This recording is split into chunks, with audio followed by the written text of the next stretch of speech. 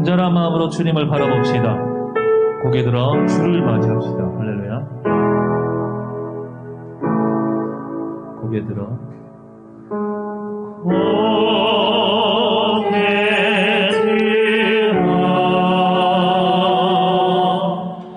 주를 맞이해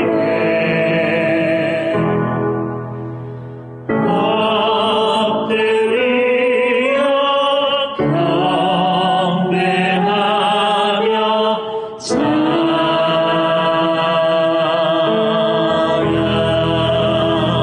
찬양하며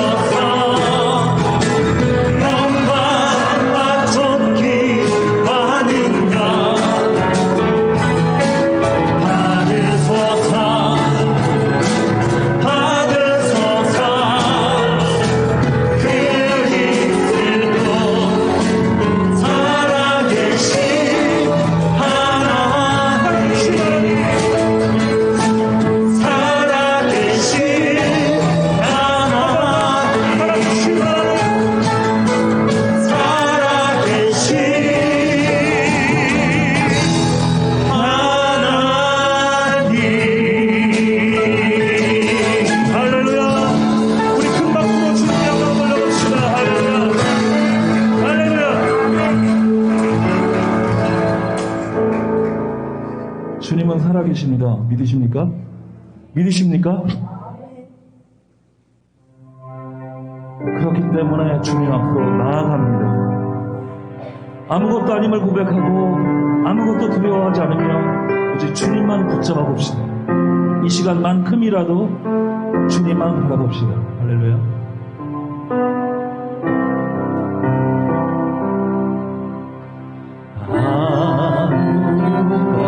아무것도 두려워 말라.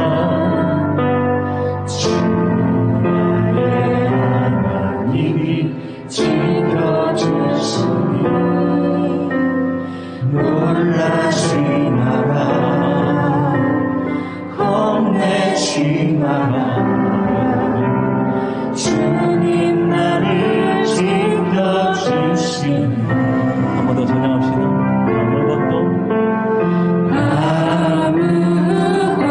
아무것도 두려워 말라. 주 나의 하나님이 지켜주시니 놀라지 마라, 겁내지 마라. 주님 나를 지켜주시네.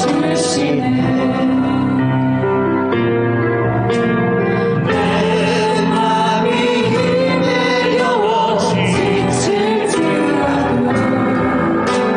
주님 나를 지켜주시네. 세상의 험한 과 몰아치며 주님 나를 지켜주시네.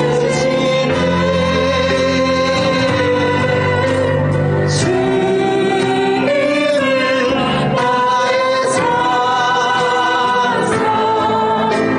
주님은 나의 요새, 주님은 나의 소망, 나의 힘이 되신 여호와.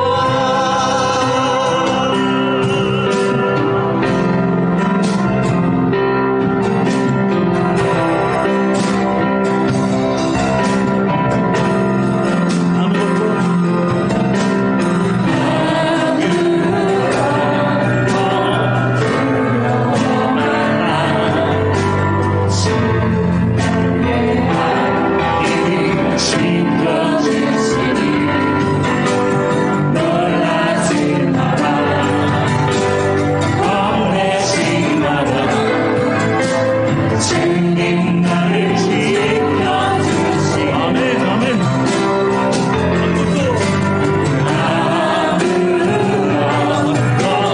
두려워 말라. 주의 하나님이 지켜주시네.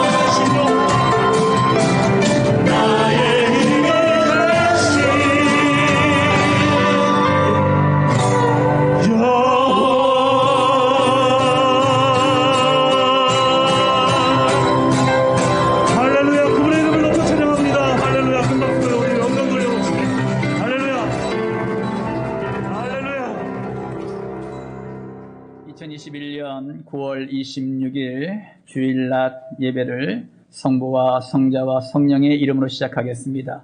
다 같이 주역에 맞춰서 묵상 기도 드리겠습니다.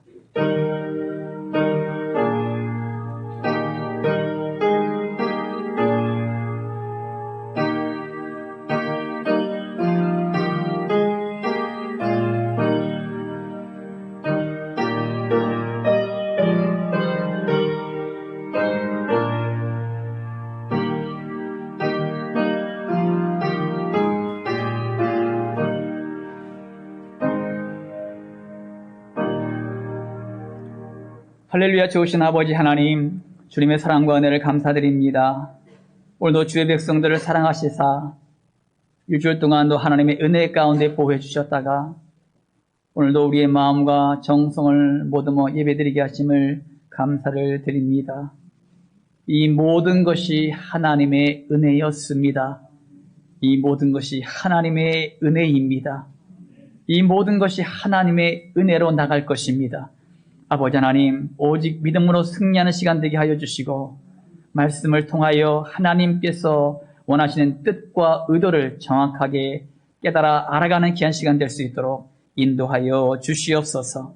감사드리며 거룩하신 예수님의 이름으로 기도 올리옵나이다. 아멘. 오늘의 성경 말씀은 에스더 4장 10절에서 17절 말씀입니다. 에스더가 하닥에게 이르되 너는 모르드게에게 전하기를 왕의 신하들과 왕의 각 지방 백성이 다 알거니와 남녀를 막론하고 부름을 받지 아니하고 안뜰에 들어가서 왕에게 나가면 오직 죽이는 법이요 왕이 그 자에게 금규를 내밀어야 살 것이라. 이제 내가 부름을 입어 왕에게 나가지 못한 지가 이미 30일이라 하라 하니라.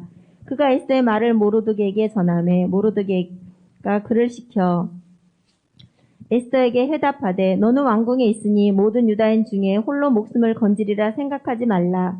이때 내가 만일 잠잠하여 말이 없으면 유다인은 다른 데로 말미암아 노임과 구원을 얻으려니와 너와 내 아버지 집은 멸망하리라. 내가 왕후의 자리를 얻은 것이 이때를 위함이 아닌지 누가 알겠느냐 하니 에스더가 모르드게에게 회답하여 이르되 당신은 가서 수산에 있는 유다인을 다 모으고 나를 위하여 금식하되 밤낮 3일을 먹지도 말고 마시지도 마소서. 나도 나의 시녀와 더불어 이렇게 금식한 후에 규례를 어기고 왕에게 나아가리니 죽으면 죽으리이다 하니라. 모르드게가 가서 에스더가 명령한 대로 다 행하니라. 아멘. 오늘 하나님의 말씀은 공동체를 위한 헌신을 결심하라라는 말씀의 제목을 가지고 말씀을 드리겠습니다. 후안 까를로스 오르티즈라는 사람이 쓴 책 가운데 그리스도인은 누구나 제사장입니다 라는 책이 있습니다.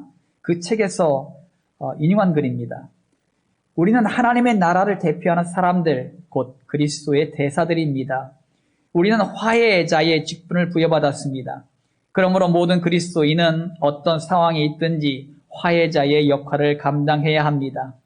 공장에서든 사무실에서든 학교에서든 우리가 있는 곳이 어디든지 하나님과 만나고 하나님 나라를 위한 사역을 감당해야 합니다. 당신은 왜 회사에서 일하십니까? 글쎄요, 먹기 살기 위해서지요. 이것은 삶의 목적을 올바로 깨닫지 못한 자의 대답입니다. 여러분은 하나님이 그분의 나라를 위해서 회사에 파견된 선교사들입니다. 우리가 삶의 목적을 바로 깨달으면 무엇보다 먼저 하나님의 나라를 위해 헌신하게 될 것입니다. 아울러 그 외의 다른 일들은 부수적인 것에 지나지 않음을 이해하게 될 것입니다. 아멘. 여러분, 우리가 속한 공동체는 우연히 만나게 된 것이 아닙니다. 우리의 가정, 또 우리의 학교와 캠퍼스, 우리의 직장과 사업터, 우리의 교회, 우리의 지역과 나라, 이 모든 것 등등등 우연하게 공동체를 이룬 것이 아니라는 것입니다. 하나님께서는 우리에게 공동체 속에서 감당할 사명을 주셨습니다. 이 사명을 깨달을 때 헌신을 결심하게 됩니다. 오늘은 우리가 잘 알고 있는 에스더 이야기입니다. 먼저 에스더의 시대적 배경을 먼저 알아보도록 하겠습니다. 바벨론 바벨론 느부갓네살에 의해서 BC 586년에 남유다가 멸망을 당하고 수많은 사람들이 바벨론으로 포로로 끌려갑니다. 그리고 BC 539년에 바벨론이 페르시아에 멸망을 당하고 BC 537년 바사의 고레스 왕 때 제1차 포로 귀환이 이루어집니다. 그리고 에스라에 나오는 BC 529에서 522년에 아닥사스다 1세 왕이 잠깐 통치합니다. 그리고 BC 522년부터 486년에 다리오 왕이 통치할 때, 그때에 516년에 성전이 재건되죠. 예루살렘 성전이 그때에 재건됩니다. 이때가 포로로 끌려간 지 딱 70년 되는 해입니다. 하나님께서 말씀하신 대로 70년 되는 해에 성전이 재건됩니다. 그리고 BC 485년에서 465년에 아하수에로 왕이 등극하는데 이때 등장한 인물이 에스더입니다. 그래서 이 BC 474년에 하만의 음모가 있었고 그 음모로 인해서 이 하만이 죽임을 당합니다. 그 이후에 BC 465년부터 424년에 아닥사스다 왕 2세가 왕이 통치할 때에 458년 에스라와 함께 제2차 포로 귀환이 이루어지고 444년에 느헤미야와 함께 제3차 포로 귀환이 이루어집니다. 이 모든 것은 에스라서나 느헤미야서에 기록되어 있습니다. 이것이 구약 성경에 흘러가는 구약의 역사예요. 그러므로 이 에스더는요, 제1차 포로 귀환과 제2차 포로 귀환 사이에 있었던 사건입니다. 에스더가 죽으면 죽으리라는 각오를 하게 된 배경은 민족 공동체를 사랑하는 마음의 발로였습니다. 그러면 우리도 공동체를 위한 헌신을 결심하기 위해서는 어떤 자세로 나가야 할까? 이것을 오늘 고민해 보려고 합니다. 14절 말씀입니다. 본문 14절 말씀 다 함께 한 목소리로 합독합니다. 시작. 이때에 내가 만일 잠잠하여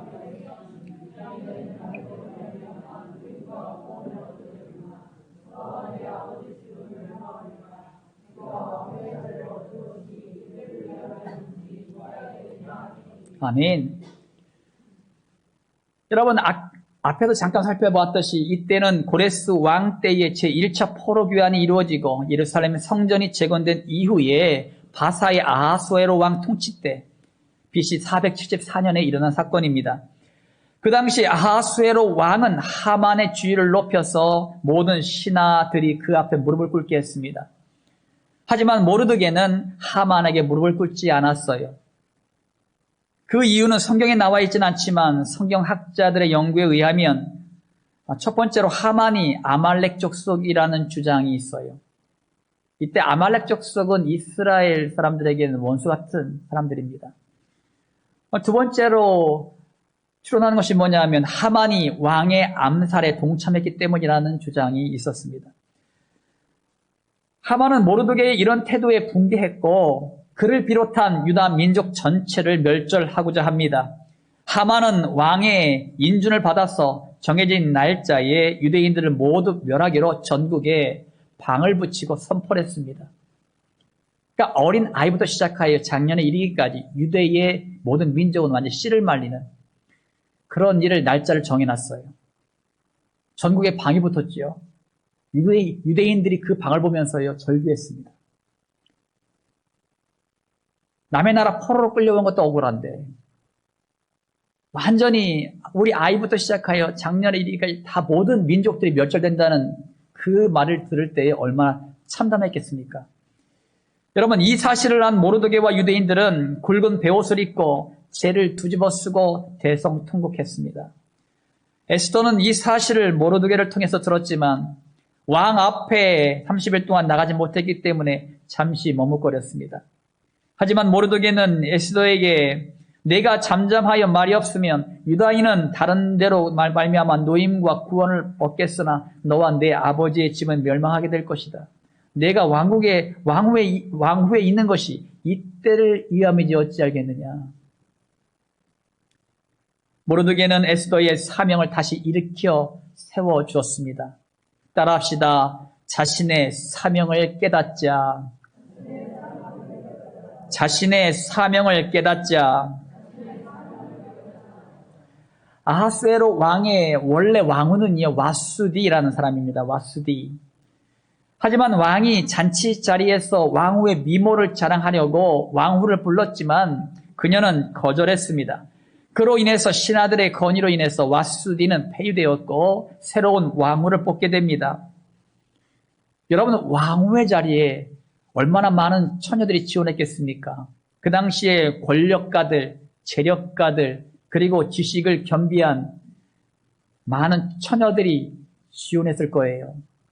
하지만 부모도 없고 가난한 유대인 처녀인 에스더가 왕후가 됩니다. 기적 같은 일이지요. 하나님의 역사하심이 없이는 불가능한 일이었습니다. 온 이스라엘 백성들이 큰 어려움을 당할 때에 에스더는 자신이 왕후가 된 것이 이것 때문일 것이라고 확신하게 됩니다. 에스더가 자신의 사명을 깨달았을 때 하나님의 역사의 주역으로 쓰임받을 수 있었습니다. 성경에서는 많은 믿음의 선조들은 하나님께서 부르셨을 때에 그들이 있는 곳에서 일어났어요.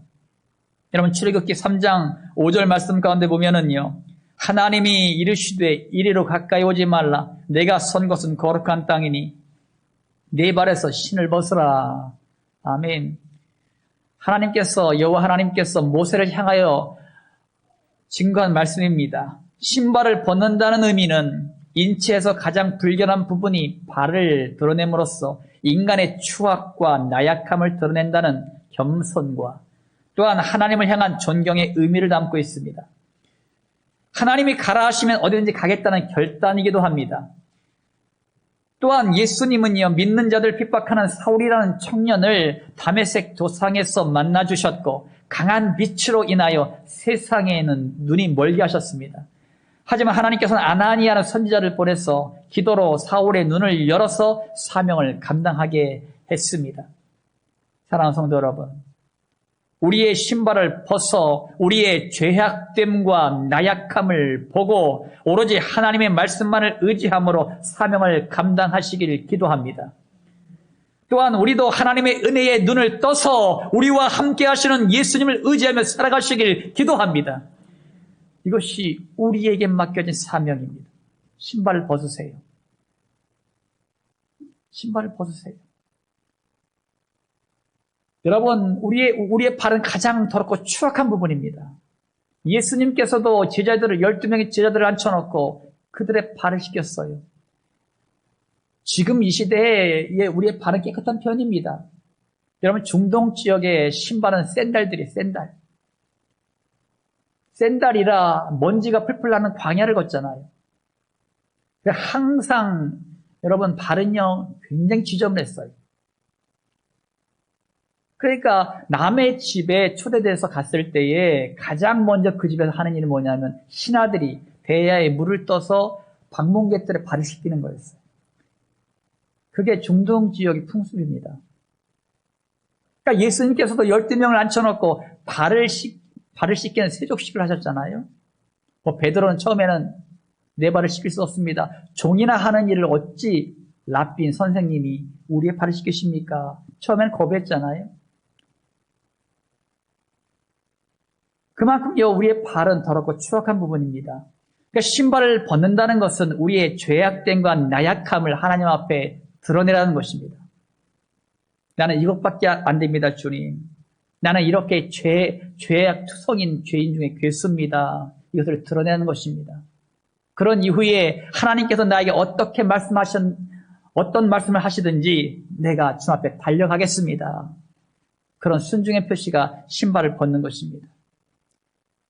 또한 여러분, 세상의 눈을 감고 세상을 향한 눈을 감고 하나님께서 주신 사명의 눈을 뜨십시오. 이것이 오늘 첫 번째 주시는 메시지예요. 예수님은 나를 구원하시기 위하여 십자가에서 죽으시고 산소망을 주시기 위해서 부활하셨습니다. 예수님은 당신의 사명을 감당하시기 위하여 죽기까지 복종하셨습니다. 우리도 하나님께서 사명자로 부르셨어요. 우리 가정의 공동체에서 부름받은 사명자가 바로 우리고, 우리 지역사회 공동체에서 부름받은 사명자가 바로 우리고, 교회 공동체에서 부름받은 사명자가 바로 우리고, 나라에서 부름받은 사명자가 바로 우리입니다. 바로 우리가 하나님께서 부름받은 사명자들입니다. 베드로전서 2장 9절 말씀 가운데 보면은 그러나 너희는 택하신 족속이요 왕같은 제사장들이요 거룩한 나라요 그의 소유가 된 백성이니 이는 너희를 어두운 데서 불러내어 그의 기이한 빛에 들어가게 하신 이의 아름다운 덕을 선포하게 하려 하심이라. 아멘. 우리는 하나님께 선택받은 족속이요 왕같은 제사장으로 거룩한 예배자들이 되고 거룩한 나라들이 되어서 복음을 흘려보내 하나님의 나라를 확장시키는 자들입니다. 이런 사명을 맡은 자들이에요. 그러므로 우리는 가정 공동체에서 우리에게 맡겨진 사명이 무엇인지, 교회 공동체에서 우리에게 맡겨진 사명이 무엇인지, 지역사회와 민족 공동체에서 우리에게 맡기신 사명이 무엇인지 깨달아 순종함으로 하나님 나라가 확장되기를 주님의 이름으로 축원합니다. 우리도 공동체를 위한 헌신을 결심하기 위해서는 어떠한 차서로 나가야 할까요? 두 번째로 말씀하시는 것 16절 상반절 말씀입니다. 다 함께 합독합니다. 시작. 당신은 가서 숲산에 있는 유다인을 다 모으고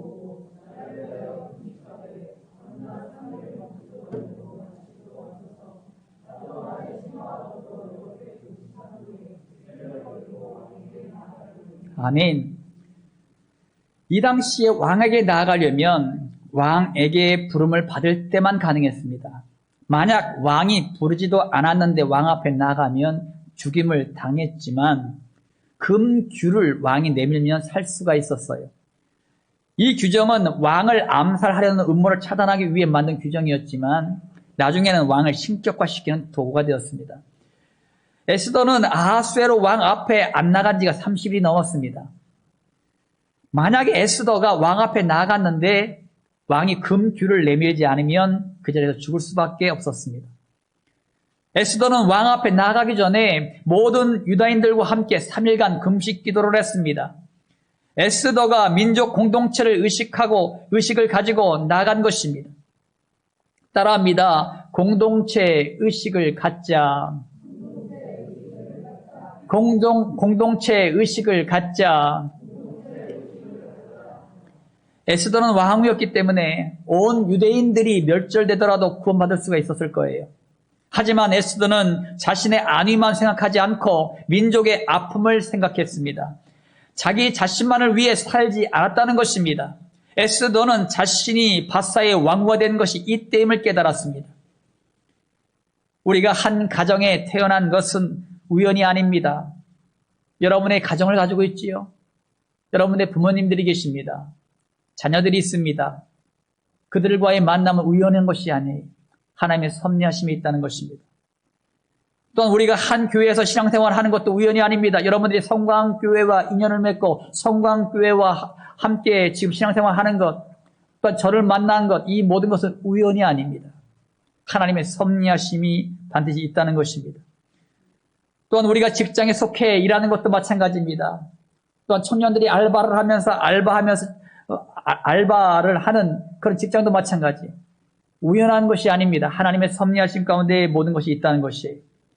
또한 우리가 이 지역사회에 태어난 것도 마찬가지예요. 우리가 청주 땅에 있다는 것, 청주 땅에 이 내덕동에 있다는 것, 이것도 우연한 것이 아닙니다. 우리가 대한민국 이 땅이라는 이 땅에 태어난 것도 우연이 아닙니다. 하나님께서는 우리에게 주신 사명이 있습니다. 하나님께서는 우리에게 가정에서의 사명을 주셨습니다. 여러분, 가정에서 주신 사명이 뭡니까? 자녀들은 낳아주신 부모님을 공경하라고 말씀하십니다. 그러므로 여러분들이 하나님을 믿는 하나님의 자녀들은 부모님의 마음에, 부모님의 말에 절대적으로 순종하셔야 됩니다. 이것은 하나님의 명령입니다. 그래서 여러분, 예수 믿는 하나님의 백성들은 불효자가 없습니다. 효도를 다하기 때문이에요. 그럼 부모들은 태의 열매인 자녀들을 노엽게 하지 말고 하나님의 말씀으로 훈육하라고 말씀하셨어요. 그러니까 우리 자녀들은 그들을 노엽게 하지 말고 하나님의 말씀으로 가르치고 훈육하라고 우리에게 말씀하고 있습니다. 이것이 부모와 자녀로서의 사명입니다. 또한 성경에서는요, 부부간에 어떻게 해야 된다는 명령도 있습니다. 그럴 때에 이 가정이 건강한 가정, 아름다운 가정이 되는 것입니다. 여러분, 그러므로 여러분 가정이 평화로워야지, 가정이 천국을 이루어야지 많은 사람들에게 덕이 됩니다. 그러므로 예수 믿는 하나님의 가정은 정말로 건강한 가정, 아름다운 가정이 되될 줄 믿습니다. 또한 여러분, 교회 공동체에서의 사명은 우리가 예배드리는 것, 말씀 가까이 하는 것, 기도하는 삶, 전도하는 것, 봉사하는 것, 이 모든 것을 성령 안에서 사랑으로 행해야 합니다. 이것이 우리에게 주신 사명입니다. 서로 또한 사랑하되 지체들을 돌아보아 성령 안에서 서로 하나된 공동체가 되어야 합니다. 이것이 하나님께서 교회의 공동체에서 우리에게 주신 사명입니다. 그러면 여러분들 예배드리는 것, 내가 예배에 동참하는 것도 사명이에요. 그러므로 어떤 예배가 있든지 힘써 나오셔서 동참하셔야 됩니다. 하나님께서는 이 약속도 하셨어요. 우리가 먼저 하나님의 일을 열심히 해드리면 하나님께서는 우리의 인생의 길을 책임져 주시겠다고 약속하셨습니다. 그러므로 먼저 그의 나라와 그의 의를 구하십시오. 그리하면 하나님께서 이 모든 것을 더해 주신다는 약속의 말씀이에요. 또한 직장 공동체에서 우리에게 맡겨진 사명은 육신의 상전들에게 순종하되 성실한 마음으로 하되 마음을 다하여 죽게 하듯 하라고 명하셨습니다.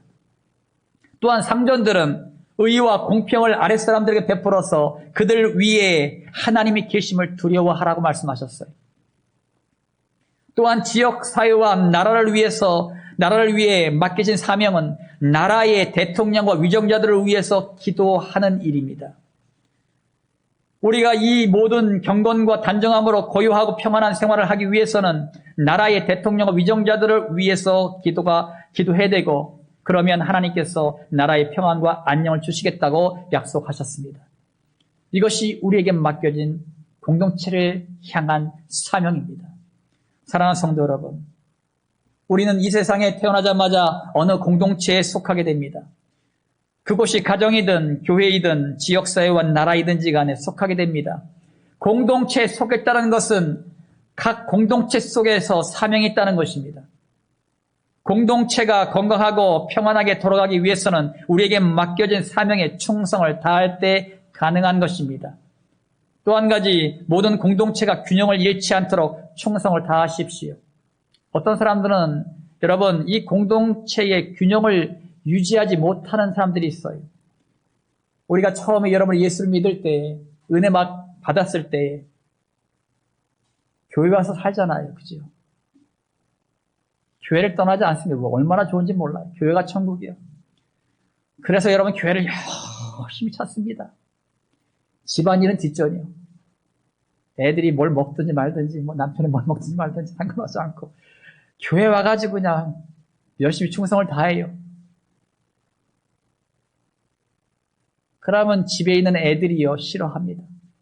남편이 싫어하지요. 그래서 교회 나가는 걸 구박하기 시작하죠. 그건 지혜롭지 못한 겁니다. 여러분, 하나님의 말씀에 그런 말씀이 어디 있습니까? 교회에서만 살아라, 교회에만 충성하라, 그런 말씀이 어디 있어요? 그 말씀 없습니다. 여러분, 우리에게 소속된 모든 공동체는 다 존귀한 곳입니다. 교회가 존귀하다면요, 가정도 존귀한 거예요. 가정이 존귀하다면 직장도 존귀한 겁니다. 우리 지역사회와 이 민족과 열방도 존귀한 겁니다. 다 존귀한 겁니다. 어느 하나 존귀하지 않은 것이 없다는 겁니다. 그럼 여러분, 가정에서의 하나님께서 맡기신 나의 사명, 이것도 충성을 다하셔야 됩니다. 신앙생활 열심히 하시는 분들은 교회에서 설거지도 열심히 하셔야 돼요. 청소도 열심히 하셔야 됩니다. 자녀들 돌보는 것 철저히 하셔야 됩니다. 남편 뒷바라지하는 것, 아내 뒷바라지하는 것 철저히 하셔야 됩니다. 그들에게 흠잡을 일을 절대 해서는 안 돼요. 왜? 그것이 하나님께 나에게 맡긴 사명이기 때문에. 그리고 주의 일도 최선을 다해 충성을 다하시고, 또 직장에서의 삶도 마찬가지입니다. 직장에 나에게 맡겨진 일, 다른 사람들보다 2배, 3배 최선을 다하세요. 내 윗사람에게 인정받을 수 있을 정도로 최선을 다하십시오. 힘들고 어렵지요. 좁은 길입니다. 힘들고 어려운 길입니다. 하지만 그 길을 걸으라고 말씀하셨어요. 왜? 우리에게 맡겨진 사명이기 때문에. 여러분, 균형을 잃으면요, 모든 공동체가 아픔을 겪습니다. 가정도 아픔을 겪고, 직장도 아픔을 겪고, 교회는 그렇습니까? 교회도 마찬가지입니다. 아픔을 또 겪습니다. 그렇기 때문에 균형을 잃지 않는 것이 매우 중요하다는 것입니다. 에스더가 자신의 안녕만을 추구하지 않고 민족의 아픔을 함께 공유하고 함께 헤쳐나가 승리한 것처럼 우리도 공동체의 아픔들을 끌어안고 기도함으로 말미암아 말씀에 순종함으로 나아가서 행복한 공동체를 만들어 가시길 주님의 이름으로 축원합니다. 우리도 공동체를 위한 헌신을 결심하기 위해서는 어떠한 자세로 나가야 할까요? 16절 하반절 말씀 보겠습니다. 다 함께 합독합니다. 시작. 이렇게 금식한 후에 규례를 어기고 아멘. 에스더는 유대 민족과 함께 3일 동안 금식 기도를 선포한 이후에 왕 앞에 나갔습니다. 에스더는 죽으면 죽으리라는 각오를 가지고 나갔습니다. 이 말씀이 에스더서에서 가장 핵심이 되는 중요한 말씀이에요. 에스더의 이 결단이 하나님의 역사를 바꿨습니다. 하나님의 역사를 온전히 이루었습니다. 따라합니다. 일사각오의 정신을 갖자. 일사각오의 정신을 갖자.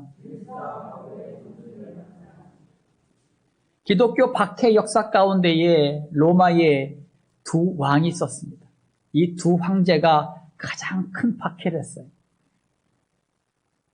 로마의 두 왕은 네로 황제와 도미티안 황제입니다.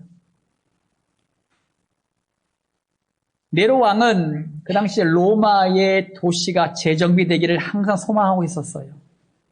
왜냐하면 로마는 그 당시에 최고의 나라요, 또 어마어마한 나라였기 때문에 도시가 그런데 좀 혼잡했어요. 그래서 이 도시를 다 뒤집어 엎어가지고 새롭게 길을 닦고 새롭게 정비했으면 좋겠다는 소원이 이 네로 왕에게 있었어요. 그런데 여러분 바꾸기가 쉽지 않잖아요. 그런데 묘수를 냅니다. 로마에 불을 지르자. 로마의 모든 집에 불을 지르면 다시 재건할 수 있지 않겠는가. 그런 어리석은 생각을 하게 되죠.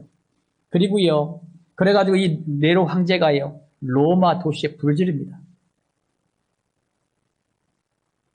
그 불은 역사 기록에 보면은 한 6일에서 7일이 탔대요. 한 일주일 정도 탔다 그럽니다. 큰 불이죠, 그죠? 그러니까 6일 동안, 7일 동안 불이 탔습니다. 그러니까 이 불이 탔으니까 얼마나 많은 사람들이 죽었겠어요.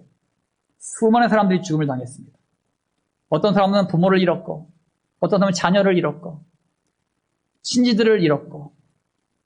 그러니까 여러분 그 화재로 인해서 자기 부모를 잃고 자녀를 잃은 수많은 사람들이요, 비통함으로 울고불고 불을 지른 범인이 누구냐? 불을 지른 범인이 누구냐? 눈이 펄개서 그들을 찾아 나섰습니다. 네로 황제가 그 일을 주도했다는 소문이 돌자 백성들은요, 네로 왕 앞에 찾아갑니다. 이때의 네로 왕은요, 자신이 발뺌을 합니다. 그 당시에 로마에 있는 사람들이 가장 싫어하는 사람들이 어느 족속인가 하면 뭐냐, 그리스도인들이요. 예수 믿는 자들. 왜냐하면 그 당시에 예수 믿는 자들은요, 이상한 종교를 믿는 사람들이라고 생각했고요. 그 당시에 그들은 인육을 먹는 사람이요, 사람의 피를 마시는 사람들이다. 그런 이상한 종교를 믿는 사람들이라는 소문이 있었어요. 그래서 사람들이 그들을 아주 혐오했습니다. 왜 그랬을까요? 성만찬을 그렇게 오해하고 있었던 거예요. 그래서 이 네로 황제가요, 거짓말을 하게 되죠. 그리스도인들이요, 불을 질렀다. 이렇게 그들에게 거짓말을 합니다. 이때의 로마의 도시 사람들은요, 혈기가 등등해서 그리스도인들을 잡아 죽이는 데 앞장서기 시작합니다. 그래서 여러분, 그리스도인이라면 닥친 대로 잡아서 그 도시에다 장대를 높이 세워놓고 큰 도로 대변에다 장대를 세워놓고 그들을 산채로 화형시켰습니다. 로마시에 살고 있는 수많은 그리스도인들을 그렇게 화형을 시켰어요.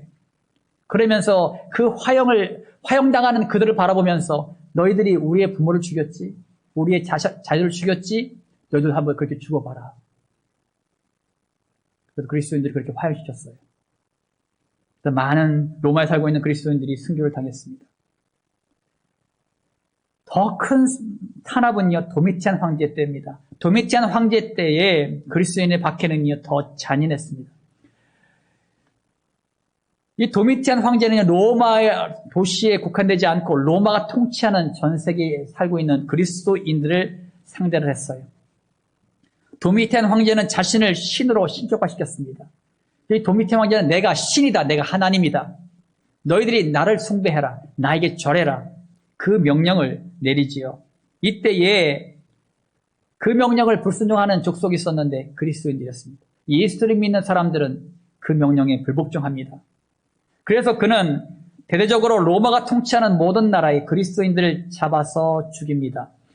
그 당시에 콜로세움, 여러분들이 가끔 영화에 등장하죠. 콜로세움 원형극장, 2만 명이 들어가는 큰 원형극장이 있는데 그 극장에 로마인들 다 모아놓고 거기서 그리스도인들을 맹수의 먹이로 던져줬습니다. 많은 그리스도인들이 그 핍박을 피해서 지하 무덤 속으로 더 숨어 들어갔습니다. 그것을 우리가 카타콤이라고 말하죠. 카타콤. 여러분, 카타콤이라는 곳이 지금이야 우리는 상상이 안 되죠. 저도 사실 가본 적은 없습니다. 그림이나 사진으로 보는데 카타콤은요 굉장히 길이 복잡하답니다. 그 지하 동굴로 들어가면. 지하 동굴을 파고 들어가는데 굉장히 길이 복잡하고 그러므로 한번 카타콤에 들어가면 길을 잃어버리면 빠져나오지 못한대요. 그런 복잡한 곳이 카타콤입니다. 그래서 여러분은 그리스도인들은 이 카타콤에 들어가면서 표식을 했어요. 우리가 잘 알고 있는 물고기 표시입니다. 물고기 표시를 통해서 그 물고기 표시를 따라 들어가면 예배 초소가 있었습니다. 그래서 거기서 예배를 드렸어요. 그러니까 몰래 예배를 드렸습니다. 나중에는 이 황제가 이것을 알고요. 이 카타콤에 있는 예배자들 다 잡기 위해서요. 묘수를 냈습니다. 알 길이 없잖아요. 아무리 지혜로운 사람도 그 안에 들어가면 길을 잃어버리니까 그럼 어떻게 그들 잡을까 고민하다가 한 그리스도인을 잡아냈습니다. 잡아내가지고 그를 갖다 회유하려고 그의 자녀들과 함께 왕궁을 부릅니다. 그리고요 식사를 대접해요. 식사를 대접합니다. 잘 먹게 식사를 대접했어요. 그리고 자녀가 집으로 돌아갈 때에 양이나 염소털로 만든 조끼를 입혀줬습니다. 그리고 왕궁에서 기른 맹견이 있었어요. 맹견. 사람을 물어뜯으면 절대 놓지 않은 맹견이 있습니다. 이 엄청난 큰 맹견을 갖다가 2주간 굶겼습니다. 그리고 쇠창살로다가 막 찔러가지고 피를 냈어요. 아주 악에 바치도록. 그리고 그 아이를 풀어줍니다. 맹견이 달려가서 그 아이를 물어뜯어 죽이는 장면을 이 부모가 보게 했어요. 그리스도인들이 예배드린 촛을 대라. 그런데도 그가 그 말을 하지 않으니까 부모를 데리고 와라. 결국은요, 이 그리스도인은 그 예배 촛을 댈 수밖에 없었어요. 그래서 물고기 표시를 따라가면은 그리스도인들이 예배 촛을 발견할 것입니다. 결국 그는 배교자가 되어버리고 말았습니다. 여러분, 도미티안 황제는 예배드린 촛에 다 들어가서 이런 군인들과 함께 그들 다 잡아들입니다. 잡아들여서 콜로세움 원형극장에 로마인들 다 모아놓고 배교자들을 갖다가 맨 앞줄에다가 쭉 둘러서게 만들고 맹수들을 2주간 굶기고 그리스도인들 풀어서 맹수를 풀어놓습니다. 그리고 수많은 로마인들이 외치죠. 그리스도인들을 죽이라. 그리스도인들을 죽이라. 배교자들도 함께 그리스도인들을 죽이라고 외칩니다. 그러면 거기에 수많은 사람들이 맹수에 물려서 다 죽임을 당하는 현장이었습니다.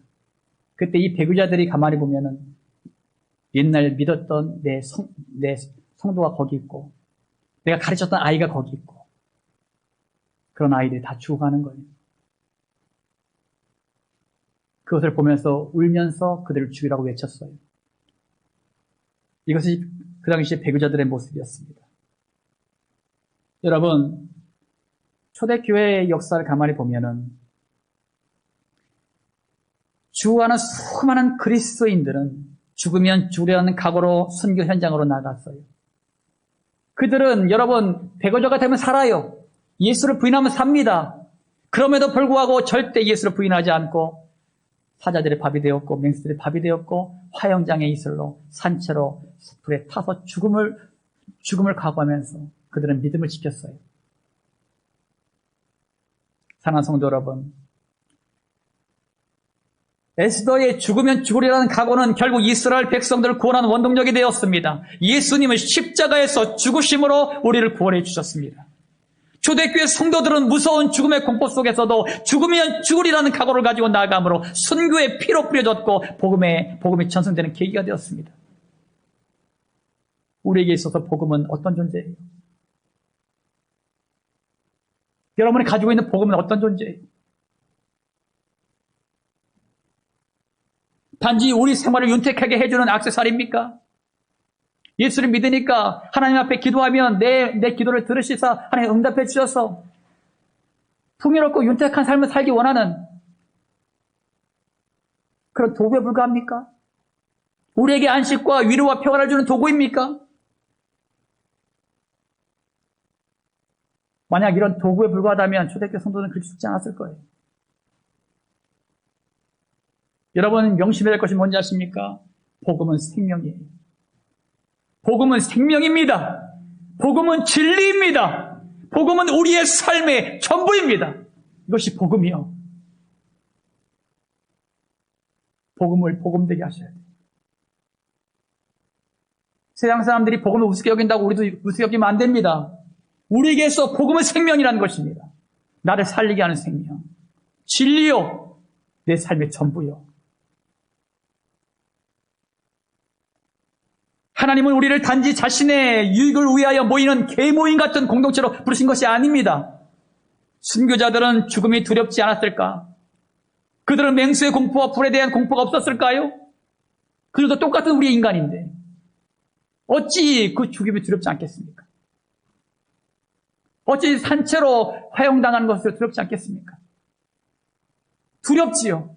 피하고 싶지요. 배교자가 되고 싶지요. 왜 안 그렇겠어요?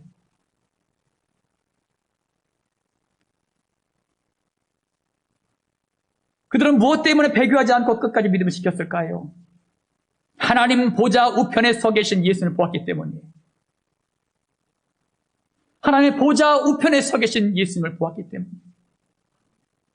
잠시 고난 이후에 하나님의 나라가 준비되어 있다는 것을 확신했기 때문에 죽음도 이길 수가 있었습니다. 여러분 자신도 일사각오의 정신을 가지고 복음을 지켜나가 교회 공동체를 세워나가는 주님의 백성들이 되시기를 예수님의 이름으로 축원합니다. 사랑하는 성도님께 성도 여러분, 공동체를 위한 헌신을 결심하십시오. 그러기 위해서는 공동체를 위한 자신의 사명을 깨달으십시오. 가정에서의 사명, 교회에서의 사명, 직장에서의 사명, 지역과 나라에 대한 하나님께 주신 사명을 충실히 감당하십시오. 또한 공동체 의식을 가지십시오. 우리는 태어나자마자 공동체에 소속되어집니다. 이것은 공동체 속에서 맡겨진 사명이 있다는 것입니다. 공동체의 아픔을 위해서 기도하고 말씀에 순종하여 하나님의 역사를 이루어 가십시오. 또한 일사각오의 정신을 가지십시오. 공동체 속에서 사명을 감당하시되 일사각오의 정신으로 충성을 다하십시오. 초대교회의 박해 속에서도 믿음을 지키는 선조들처럼 믿음을 지킴으로 공동체가 세속화되지 않고 거룩한 가정, 거룩한 교회, 거룩한 직장과 거룩한 지역과 나라를 만들어가도록 충성을 다하시길 예수님의 이름으로 축원합니다. 할렐루야. 아멘. 할렐루야. 좋으신 아버지 하나님, 주님의 사랑과 은혜를 감사를 드립니다. 오늘도 귀한 은혜의 말씀 주심을 감사를 드립니다. 우리가 공동체 속에서 충성되게 사명을 감당하는 주의 백성들이 되게 하여 주시옵소서. 우리가 공동체 속에서 사명의식을 갖게 하여 주시고 공동체 의식을 갖게 하여 주시고 일사각오의 정신을 갖고 나가는 주의 백성들이 되게 하여 주시옵소서. 아버지 하나님, 우리 모든 성도와 모든 성도들에게 성령의 충만한 은혜를 부으심으로 말미암아 하나님 아버지의 뜻을 깨달아 알게 하여 주시고 예수님의 마음을 품게 하여 주셔서 오직 믿음으로 승리하며 나가는 주의 백성들이 되게 하여 주시옵소서. 우리가 믿는 복음은 진리입니다. 복음은 우리 모두의 생명입니다. 복음은 우리 인생의 전부입니다. 아버지 하나님, 이 복음을 우리가 붙들어 싸우니 모든 성도들이 일사각오의 정신을 가지고 달려나가는 주의 백성들이 다 될 수 있도록 인도하시고 축복하여 주시옵소서. 아버지 하나님, 하나님의 기쁨이 되기 원합니다. 우리 모든 성도의 모든 권속들 하나님의 기쁨이 되고 하나님의 영광이 되게 하여 주시고 언제 어디서나 하나님의 뜻을 온전히 이루어가는데 부족함이 없는 주의 백성들이 다 될 수 있도록 인도하시고 축복하여 주시옵소서. 우리가 태신자를 품고 기도합니다. 매일같이 우리가 중보하며 기도하는 가운데 있사오니 아버지 하나님이여 모든 태신자들을 붙들어 주시옵시고 그들의 깜빡한 마음 녹아지게 하여 주시옵시고 모든 사단의 세력들은 예수님의 이름으로 떠나게 하여 주시고 우리가 복음을 증거할 때마다 전달해 줄 때마다 귀한 영혼들이 다 접해 돌아오는 놀라운 역사가 있게 하여 주시옵소서. 아버지 하나님, 또한 코로나가 확산 기로에 있습니다. 아버지 하나님, 코로나19가 확산되지 않도록 막아주시고 성령의 불로 소멸하여 주시옵소서. 아버지, 이 시간 예수님의 이름으로 명합니다. 코로나19 바이러스의 모든 전염병들아 예수님의 이름으로 명하노니 소멸될지어다. 하나님께서 이전 아버지 하나님 온전하게 치유되고 회복되어져서 이 나라가 다시 한번 어렵지 않도록 도우시고 인도하여 주시옵소서. 아버지 하나님, 이 시간도 육신의 질고 때문에 고통하는 영혼들 있습니까? 또한 아버지 영의 질고 때문에 고통하는 영혼들 있습니까? 예수께서 채찍의 맞음으로 이들의 모든 질고가 나음을 입었습니다. 이 시간 이들에게 친히 안수하심으로 말미암아 예수님의 이름으로 명하노니 우리의 모든 육신의 질고들아 영의 모든 질고들아 예수님의 이름으로 떠나갈지어다. 치유될지어다. 회복될지어다. 하나님께서 고쳐주셔서 이것이 우리의 삶의 간증이 될 수 있도록 축복하여 주시옵소서. 이 시간도 우리의 모든 간구와 기도의 제목들마다 낱낱이 아뢰었사오니 주께서 들으셨사오니 응답하심으로 말미암아 주 안에서 이 모든 것이 아름답게 이룰 수 있도록 축복하여 주시옵소서. 감사드립니다. 오늘도 모든 예배를 받으신 하나님을 찬양합니다. 감사드리며 거룩하신 예수님의 이름으로 기도 올리옵나이다. 아멘. 이 시간 결단하겠습니다. 공동체를 위한 헌신을 결심하십시오. 그러기 위해서는 공동체를 위한 자신의 사명을 깨달으십시오. 가정과 교회와 직장, 지역사회와 나라에 대한 하나님께 주신 사명을 충실히 감당하십시오. 또한 공동체 의식을 가지십시오. 공동체의 아픔을 위해 기도하고 말씀에 순종하여 하나님의 역사를 이루어 가십시오. 또한 일사각오의 정신을 가지십시오. 공동체 속에서 사명을 감당하시되 일사각오의 정신으로 충성을 다하십시오. 초대교회의 밖에 속에서도 믿음을 지키는 선조들처럼 믿음을 지킴으로 공동체가 세속화되지 않고 거룩함을 만들어 가도록 충성을 다하시길 기원합니다. 지금은 우리를 모든 죄악 가운데서 구원하시는 예수 그리스도의 십자가 보혈의 은혜와 이 땅에 육신을 입고 오셔서 우리에게 사랑을 베푸신 하나님의 지극히 높으신 한량없는 사랑하심과 지금도 우리 안에서 우리와 함께 하시는 성령의 감동감의 역사 충만한 은총이 공동체를 위한 헌신을 결심하는 모든 성도들 머리 위에 질병과 질곡 가운데 고통받는 성도들 머리 위에 군대에서 사명을 감당하는 귀한 형제들 머리 위에 모든 민족과 열방 그리고 대한민국 이 땅의 대통령과 위정자들 머리 위에 이제부터 영원토록 함께 하시길 예수 그리스도 이름으로 간절히 축원하옵나이다. 아멘.